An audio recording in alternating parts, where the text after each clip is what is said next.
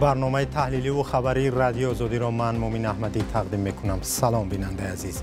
امروز 26 سپتامبر است. چند نمونه از گزارش های برنامه.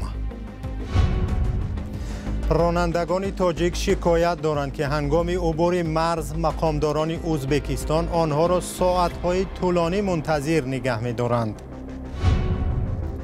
یک مرد در قرقیزستان در حضور پسر 10 سالش گوش و بینی همسر سابقش را بریده است. گوش و بینیش را بریده است. این را چگونه میتوان قبول کرد؟ باغداران و دهقانان کلاب میگویند کمبود آب زحمت چند ساله‌شان را برباد می‌دهد. مقامات قبول ندارند. کدام خوجگی دهقانی که با ما شهرنامه طرفین بسته است و طلبات شهرنامه را اجرا میکند هم درخواست آب کردگی است، ما حتما با آنها آب تامین کردگی هستیم. رانندگان تاجیک میگویند بازجویی ماشین‌های بارکش و سبکرو هنگام عبور مرز تاجیکستان و ازبکستان سخت‌تر شده است.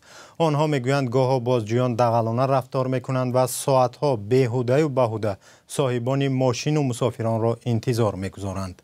آخر ماه اوگوست در گذرگاه مرزی آیبک در مرز ازبکستان با تاجیکستان مرزبانان ازبکستانی از داخل ماشین بیش از 52 کیلو حشیش و بیشتر از 3 کیلو هروئین یافتند. سبب رفتار سخت را در همین حادثه می‌دانند. رانندگان میگویند تفتیش ماموران ازبک را قبول دارند ولی آنها با این بهانه به سبب ساعت‌ها آنها را منتظر می‌گذارند. امید داداجانوف یک راننده تاجیک و شوکت میرزیایوف رهبر ازبکستان نامه نوشته گفته است نباید با بهانه پیشگیری از قاچاق رانندگان تاجیک اذیت شوند. او گفت خود او تقریبا 10 ساعت انتظار شد تا مرز را عبور کند. очередной طولانی яка ما اولی اینقدر چیام خطی گذشته تو نیستم امی دیدم بچه اومدن شب اومدن گذشته نتونستن سحر در تلفن کردن که ماشین خطی گذشتن میشه ما پیاده میگذاریم همراه ما پیاده گذشتن رفتن نکرد. مرز تاجیکستان و ازبکستان پس از مرگ اسلام کریموف در سال 2017 باز شد و نظام رفت و آمد ساده گشت. این یکی از سبب‌های سپاسگزاری اهالی تاجیکستان به پرزیدنت ازبکستان شوکت میرزیایوف شد. گزارشگران مخصوص و کارشناسان سازمان ملل متحد منتظر پاسخ یک نامه به حکومت تاجیکستان هستند که در آن از سرنوشت خبرنگاران و حامیان حقوق زندانی اظهار نگرانی عمیق شده است. این گروه که برای رعایت حقوق انسان در سراسر جهان کار میکنند در نامه از حکومت تاجیکستان خواستند به اطلاعات و گزارشات درباره پایمال شدن حقوق 9 خبرنگار و بلاگر و فعالان مدنی زندانی روشنی اندازند. نامه هفته گذشته نشر شد. همکارم زرانگیز نوروزشاه به متن نامه شناس شده است. زرانگیز، این گزارشگران دقیقاً کی را در نظر دارند؟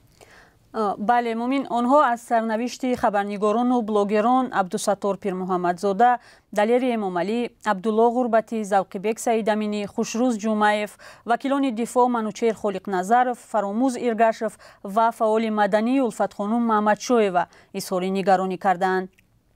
این افراد پس از مهمه سال 2022 در مرافعه‌های اساساً پوشیده به سالهای طولانی زندان محکوم شدند. گزارشگران گفتند حقوق آنها در بسیاری از مرحله‌های تفتیش و محاکمه زیر پا شده است. از جمله دلیر امامعلی را که بلاگ‌های ویدیوییش بیننده زیاد داشت با گناه صاحبکاری غیرقانونی، دروغ پراکنی و عضویت در سازمان ممنوع گروه 24 به 10 سال زندان محکوم کردند. حامیان حقوق میگویند مقامات از او برای گزارش‌های تنقیدیش نقار گرفتند. در نامه از سرنوشت الفت خانم محمدشایوا خبرنگار و حامی حقوق که او را نماینده اقلیت‌های پامیری هم نامیدند اظهار نگرانی عمیق شده است.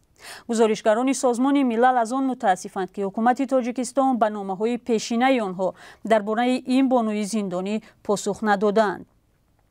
الفت خانم محمدشایوا را بعد ناآرامی‌ها در ولایت مختار کوهستان بدخشان در سال 2022 با گناه تشکیل تظاهرات در خاروق و روشان و گناه‌های دیگر به 21 سال زندان محکوم کردند.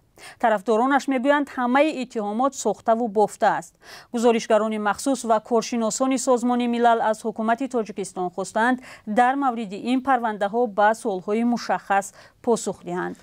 سپاس زرانگیز. آیا می شود گفت که این نامه به دست مقامات تاجیکستان رسیده است و پیام اصلی آن چی بوده می تواند؟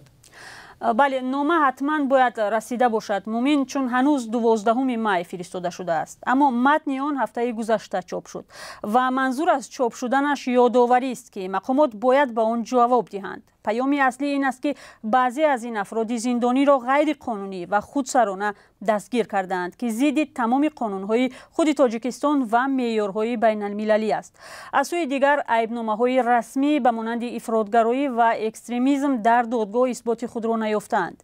به قول کارشناسان سازمان ملل، این گونه رفتار مقامات تاجیکستان پیامی ترسناک به حامیان حقوق در کشور می‌فرستد که کارشان را باز دارند وگرنه تنبیه سخت می‌گیرند. در نتیجه به گفته مؤلفان نامه فضا برای فعالیت جامعه مدنی در کشور بسیار تنگ می شود. حکومت تاجیکستان هنوز به این نامه پاسخ نداده است. از لحاظ حقوقی نامه سازمان ملل بلندترین سطح تنقیدهای حکومت به سرکوبگری دیگراندیشان در حال حاضر است. سازمان‌های دیگری بین المللی همین تنقیدها را کردند و می‌کنند. تشکر زرانگیز. با برنامه خبر دیگر می‌گذاریم.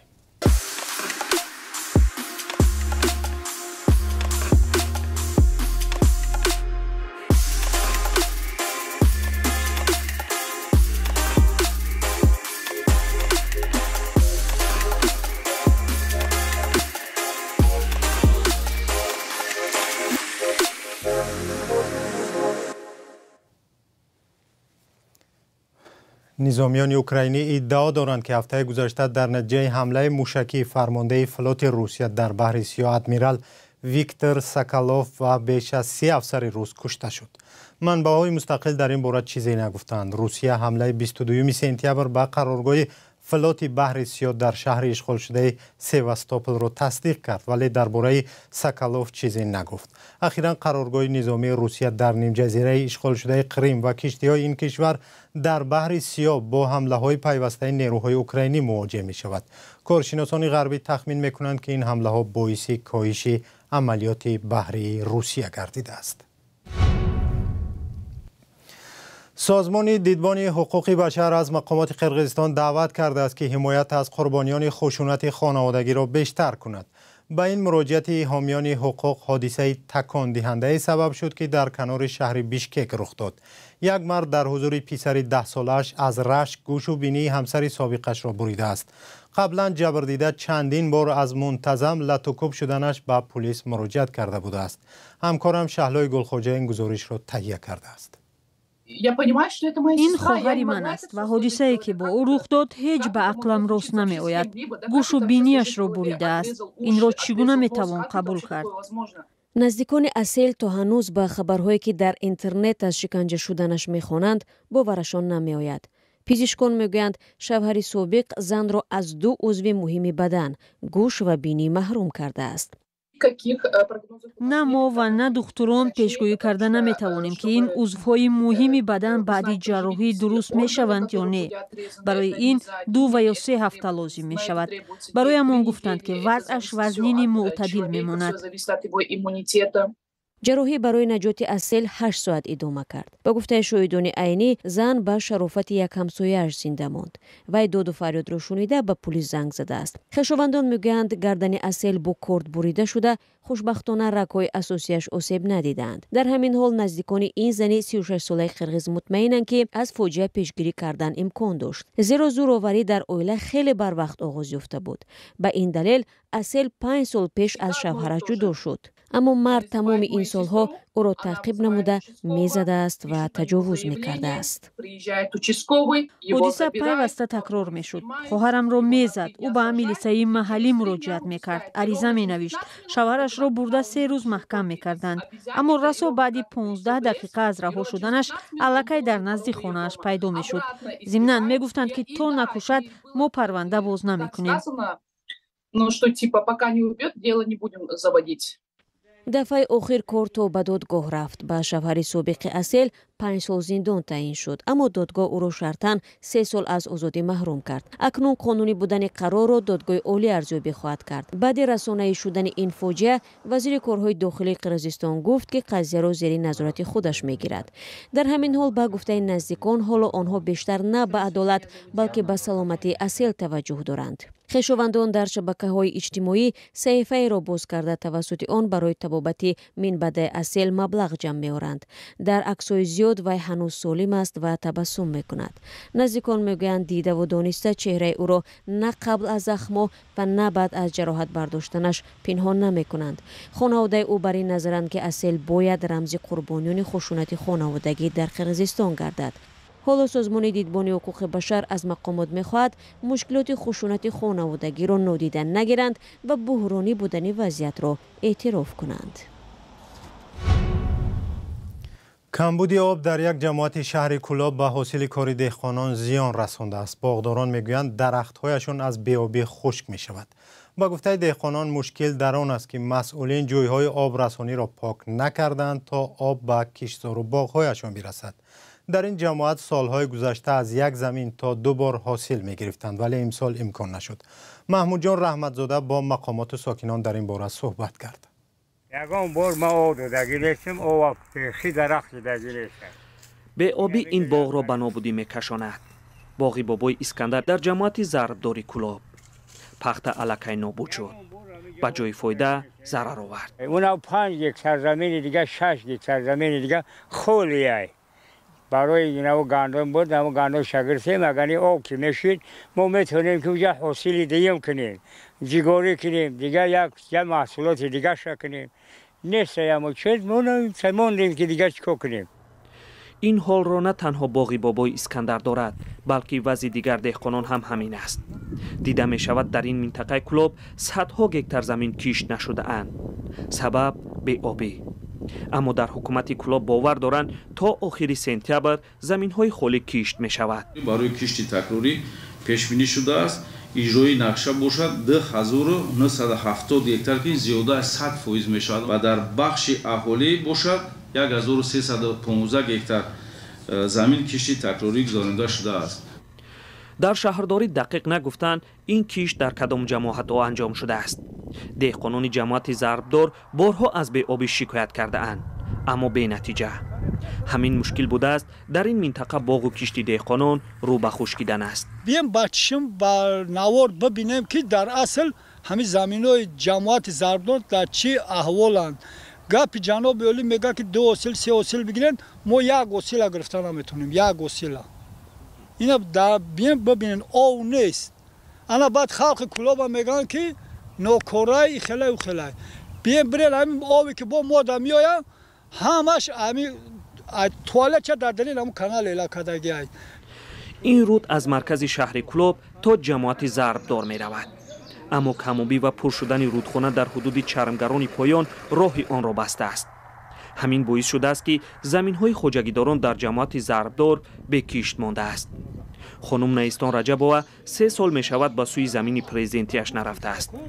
مثل زمین‌های او قطعه‌های دیگر هم به کشت مانده اند. ما زمین‌های پرزیدنتی داریم، پخته داریم. از اون جمله در زمین پرزیدنتی ما 16 سوتیخ زمین دارم. مدت 3 سال میشه که طرف زمینم نمیره. سوال میگه با چی سبب؟ با اون سبب که در کانال آب نمیاد. از سوخوز نظر از کونشهر از سروجم آب میگیرن اما ما را یگون چکله آب نمیتن. کدام خوجگی دهقانی که با ما شهرنامه طرفین بسته است و طلبات شهرنامه را اجرا میکند هم درخواست آب کردگی است، ما حتما با آنها آب تامین کردگی هستیم، ولی که خوجگی که شهرنامه بسته است اما طلباتش اجرا نکرده است یا که درخواست آب نکرده است ممکن در آنها دیده می شود.